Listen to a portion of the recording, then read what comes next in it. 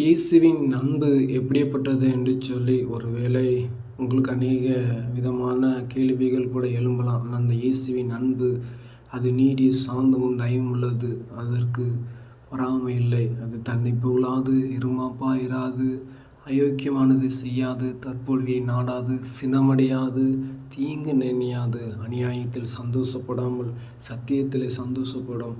ஆமென். சகலத்தையும் தாங்கும், சகலத்தையும் விசுவாசிக்கும், சகலத்தையும் நம்பும், சகலத்தையும் சகிக்கும். அன்பு ஒரு காலம் ஒழியாது. இந்த உலகத்தில் தாய், தகப்பன், கூட பிறந்த சகோதரருடைய அன்பு, சகோதரியுடைய அன்பு, நண்பனுடைய அன்பு, உற்றார் உறவினருடைய அன்பு எல்லாமே ஒரு நாள் ஒழிந்து போகும்.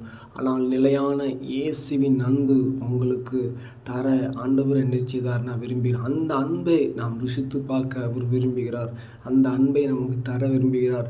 அந்த அன்போடு நிலைத்திருக்க விரும்புகிறார். அந்த அன்பை நாம் இந்த நாளிலே பெற்று